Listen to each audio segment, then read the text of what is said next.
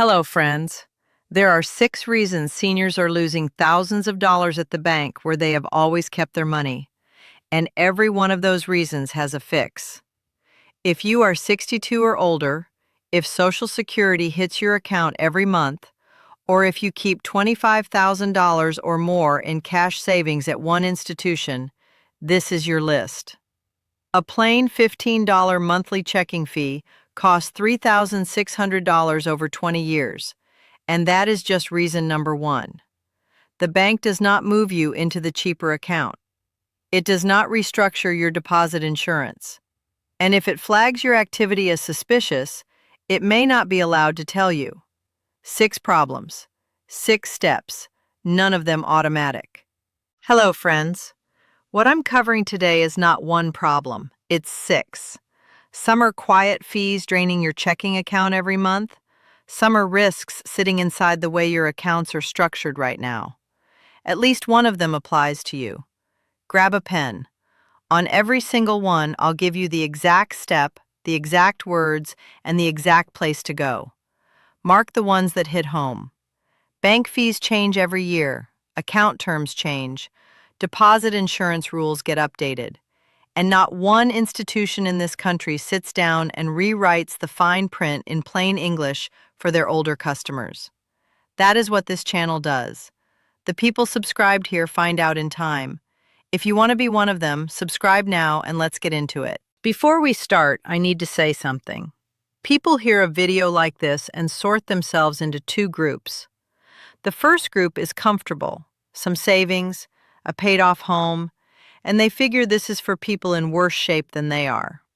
The second group is on a fixed income, every dollar accounted for, and they've learned to assume the better options are never for people like them. Both assumptions are wrong about at least one item on this list. I'll tell you on every single one exactly which group it helps most. Stay to the end because the last one is the one that quietly drains people for years, and it may be the easiest of all 6 to challenge. Number 1, the monthly checking fee you stopped seeing. Here's the misconception. It's just a small charge. $12 here, $15 there. You've been paying it so long it doesn't register anymore. Background noise. Here's the problem. That background noise is real money. Chase Total Checking charges $15 a month if you don't meet their waiver conditions. Wells Fargo Everyday Checking, $15. Bank of America Advantage Plus, $12. U.S. Bank Smartly Checking, $12. These are the places millions of seniors have banked for decades. And here's what most people miss. Many of these banks have a lower fee account, sometimes called senior checking, sometimes a basic or safe account, that charges less or nothing. Regions has a 62-plus Life Green account at $8 with online statements. But nobody at the bank moves you into it. You sit in whatever you opened, and the fee keeps coming out. Now let me do the math. $15 a month. $180 a year. Over 20 years, $3,600, just for the privilege of keeping your own checking account open. Before overdrafts, before ATM fees, before anything else on this list. Who does this help most? If you're on a fixed income, $180 a year is groceries. But the comfortable retiree who's kept that old account out of habit pays the same fee for no reason. A woman I heard from told me she had not even realized she was paying for checking because the fee had become background noise. Margaret, retired librarian, 71, outside Louisville, Kentucky. Same standard checking account for years. She opened a lower fee account, moved her direct deposit, followed the CFPB's switching sequence. $15 a month, $180 a year. Over 10 years, $1,800 she would have handed over for nothing. Here's your step. Call your bank or walk in and say these words. I want the lowest fee checking account you offer for someone my age who receives direct deposit. If I already qualify for it, why am I not in it now? If they don't have one, check the CFPB bank account tools and the Bank On directory for certified low-cost accounts. That is number one. That is the obvious fee. The next one is quieter because it does not look like a fee at all. Number two, the interest rate gap that does not look like a fee. Most people think a CD is a CD. You lock up money for a year, you get a rate, and wherever you keep it doesn't matter much. That assumption is costing some of you hundreds of dollars every renewal. The National Credit Union Administration, the NCUA, publishes average deposit rates at banks versus credit unions every quarter. The 2025 second quarter numbers tell a clear story. On a one-year CD with $10,000, credit unions averaged 3.05%. Banks averaged 2.35%. That is a spread of 0.70 percentage points. On a two-year CD, credit unions at 2.87 versus 2.14 at banks. Three-year, 2.80 versus 2.07. These are national averages. Not every credit union beats every bank. But the pattern in the latest official NCUA data is consistent across every major CD term. Let's put a dollar figure on it. If you have $50,000 in a one-year CD at a bank paying the national average, and a credit union nearby is paying the credit union average, that spread is about $350 in 1 year. Stretch that over 10 years of rollovers, and you're looking at roughly $3,500 before compounding. Who does this help most? The comfortable retiree. If you've got $25,000 to $100,000 in reserve cash rolling over every year at the same place, this gap is eating your earnings quietly. Here is your step.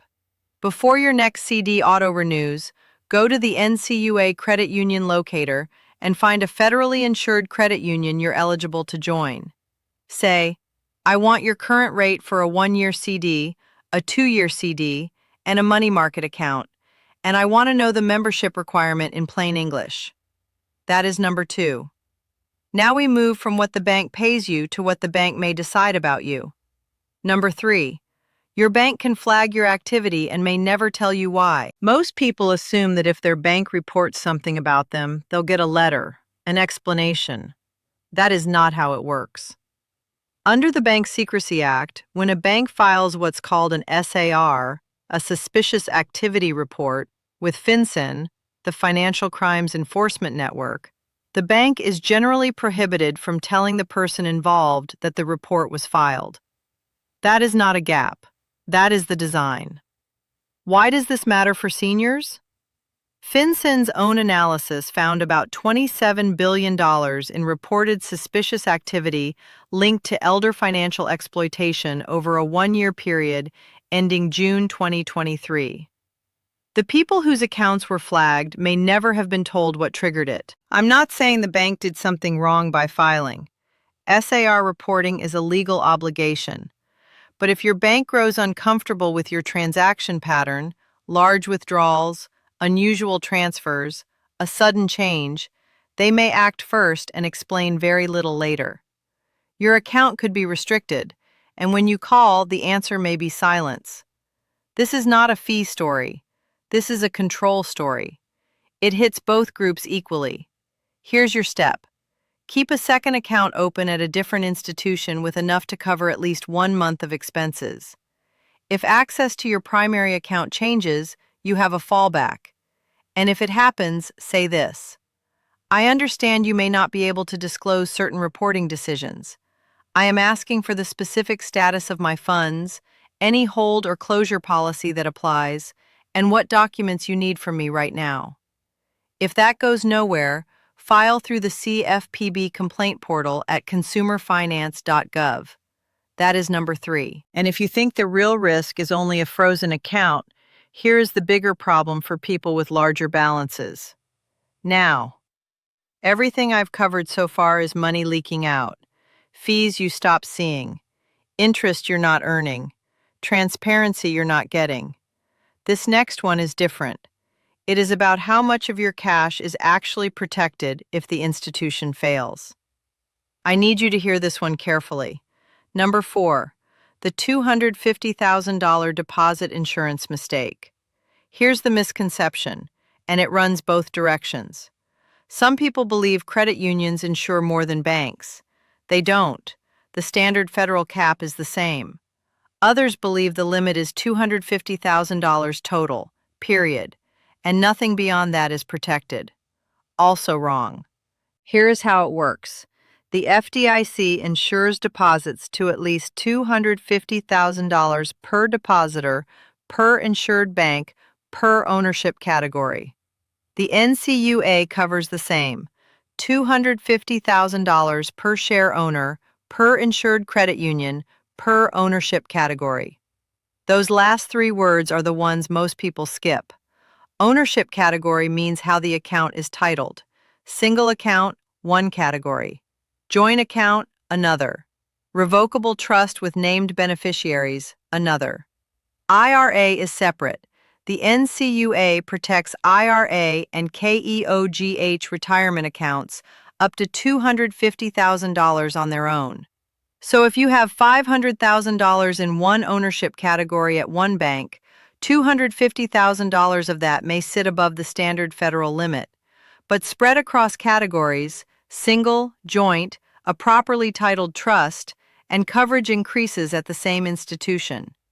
Under the FDIC trust rule updated April 1, 2024, one owner with 5 or more beneficiaries can be covered up to $1,250,000. Consider Harold, retired machinist, 76, Western Pennsylvania.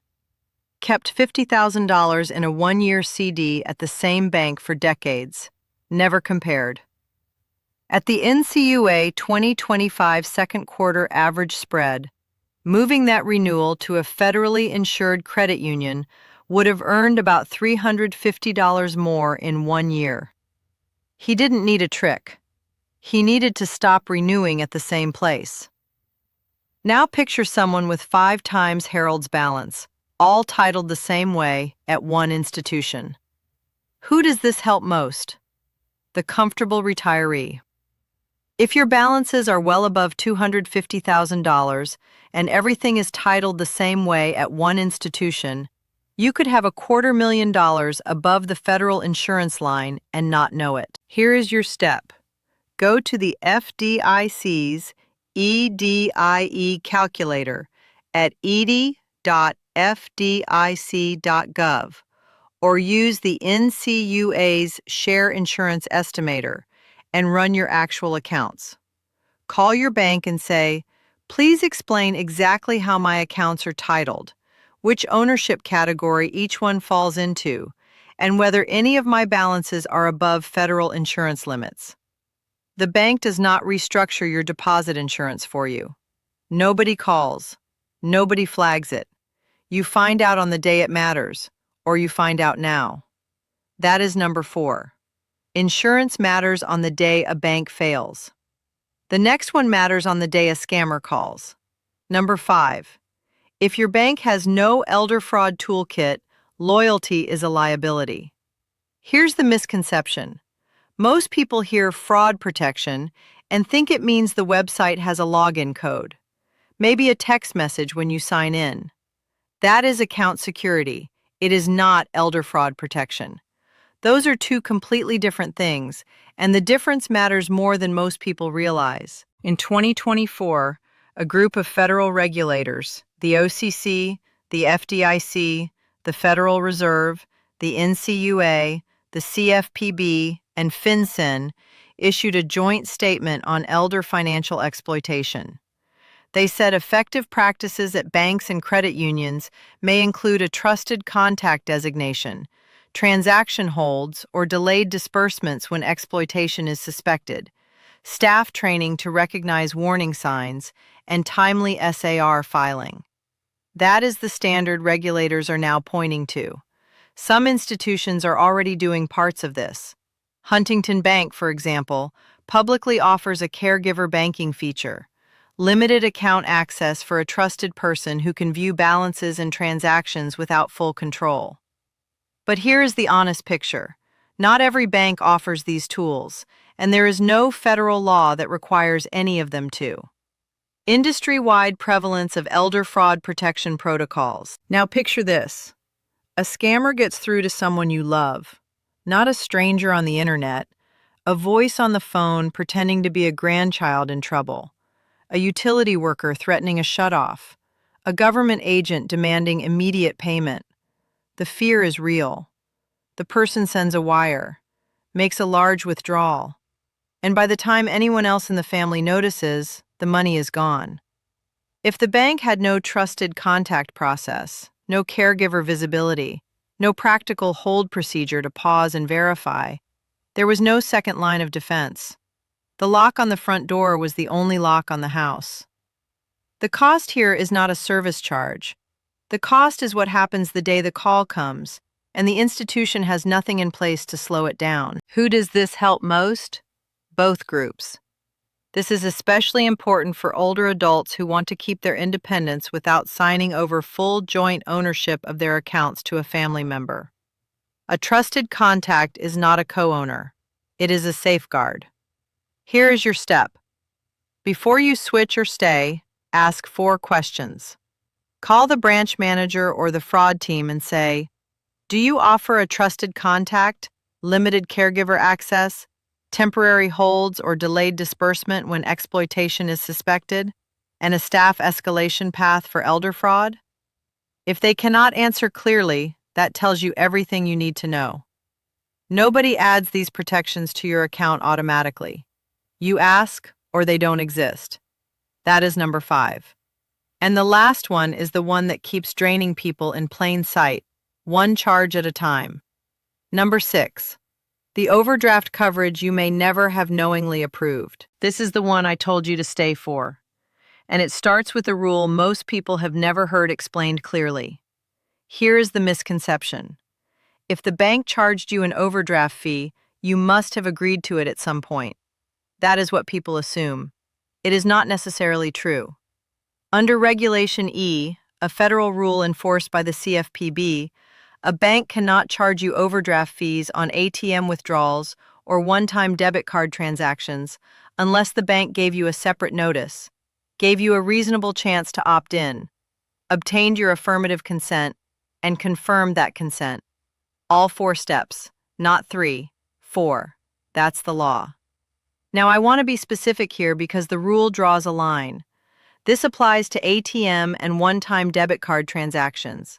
Checks and recurring payments follow different rules. But ATM and one-time debit, the swipe at the grocery store, the withdrawal at the machine, those are covered. And here is the part that should stop you. The CFPB has found that some institutions it examined could not produce evidence that consumers had actually opted in before the fees were charged. Read that again. Fees charged. No proof of consent on file. Now look at the numbers. Chase Total Checking charges $34 per overdraft, up to 3 per day. That is $102 in a single bad day. Regions charges $36 per item on their 62-plus Life Green account, up to 3 per day, $108. Bank of America Advantage Plus charges $10 per item, up to 2 per day. One bad day at Chase is $102. One bad day a year for 10 years is $1,020. And that is just overdrafts on one type of transaction. Who does this help most? If you're on a fixed income, overdraft fees concentrate on tight balance households. One direct deposit that arrives a day late, one automatic payment that hits before the check clears, and you're paying $34 to $36 for a transaction you thought was covered. But comfortable retirees can also be enrolled in overdraft coverage they never consciously chose, and the fees add up just the same. Here is your step, and this is the one I want you to write down. Pull up the overdraft section of your account disclosures and review your last 12 to 24 months of statements. If you see overdraft fees on ATM or one-time debit card transactions, call your bank and say these exact words. I want a copy of my overdraft opt-in election for ATM and one-time debit card transactions, the date it was captured, and a review of any fees charged if you cannot prove I opted in. If they cannot produce it, file through the CFPB complaint portal at consumerfinance.gov. Do it while your statements are still easy to access. The bank does not undo an old overdraft election unless you question it. Not on its own. Not ever. That is number 6. So, here is the full picture. Number 1. The monthly checking fee you stopped noticing, ask for the lowest cost account, and if a senior or low-cost option exists, ask why you're not already in it. One call. Number 2. The CD rate gap that keeps rolling over at the wrong institution. Compare one credit union rate before your next renewal. One conversation. Number 3. The suspicious activity report you may never be told about. Keep a backup account at a second institution so your finances don't depend on one relationship. One account. Number 4. The deposit insurance limit mistake that catches larger balances. Run the FDIC DIE calculator or the NCUA estimator before you move money. One online check. Number 5. The elder fraud protections you should ask about before you ever need them. 4 questions to your branch manager. Number 6. The overdraft election you should never assume was handled correctly. Pull your statements, demand proof of opt-in, and file if they can't show it. 1 call, 6 problems, 6 steps. Every one of them is a phone call, a question, or a 5-minute check you can do this week. The bank does not move you into the cheapest account. It keeps collecting. The bank does not restructure your deposit insurance for you. It keeps your money titled exactly as you left it. The bank does not automatically add the best elder fraud safeguards to your account. It waits for you to ask. The bank does not compare its own CD rate against anyone else's. It counts on you not comparing either. The bank does not undo old overdraft elections unless you question them. It charges until you do. And the bank does not explain what it reports about you. That is the law, and the law does not bend because you are a loyal customer. Being legally protected and actually being protected are 2 different things. The gap between them is information and 1 phone call. That is exactly why this channel exists. Before you go, I want you to picture one person. A parent, a widowed neighbor, a friend from church who still banks where they banked 20 years ago. Not because they are struggling, because they may be paying for the wrong account, earning the wrong rate, and trusting the wrong setup. And nobody has ever sat them down and walked through it the way we just did. That is who this video is for. Send it to them. That is how this works. One person tells one person, and the information reaches the people the bank will never call. Subscribe, share this with someone you know who keeps their savings at the same bank out of habit, and I'll see you in the next one.